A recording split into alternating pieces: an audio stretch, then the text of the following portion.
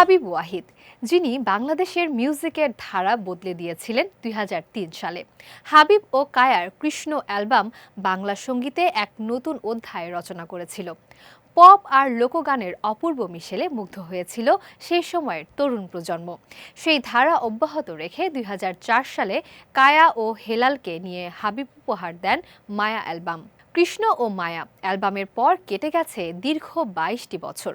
এবার একই সাথে আবারও ফিরছেন হাবিব ওয়াহিদ ও কায়া, সঙ্গে নতুন প্রজন্মের কণ্ঠ মুজা। ৩ প্রজন্মের এই মিলনে আসছে নতুন গান কই রইলা রে।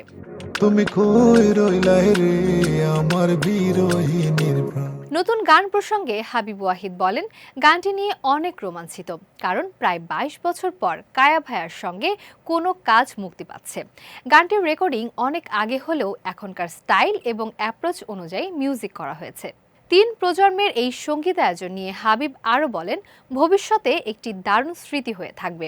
কায়া ভাইয়ের মাধ্যমে সিলেটি গান নিয়ে ক্যারিয়ার শুরু করেছিলাম, আর মুজাও সিলেটি, এবং সে ছোটবেলা থেকেই কায়া ভাইয়ের কৃষ্ণ মায়া অ্যালবাম শুনে অনুপ্রাণিত হয়েছে। তো ৩ জন প্রথমবার একসঙ্গে, আশা করি শ্রোতারা ভালো কিছু পাবেন। আমার বিরহিনীর প্রাণ তুমি গানটির মূল রচনা ও সুর সিলেটের ফোক শিল্পী সৈয়দ দুলালের।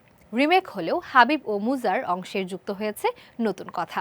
গানটি সম্পর্কে হাবিব বলেন, এটি আধ্যাত্মিক ঘরানার গান। জীবনের ছোট ছোট সুন্দর মুহূর্তের মাঝেই স্রষ্টার অস্তিত্ব ও প্রশান্তি খুঁজে পাওয়ার গল্প বলা হয়েছে এখানে। দীর্ঘ বিরতির পর আবারও এই জুটির প্রত্যাবর্তন ঘিরে সঙ্গীত প্রেমীদের মধ্যে তৈরি হয়েছে বাড়তি আগ্রহ। জানা গেছে, গানটি খুব শীঘ্রই হাবিব ওয়াহিদের ইউটিউব চ্যানেলে মুক্তি পাবে।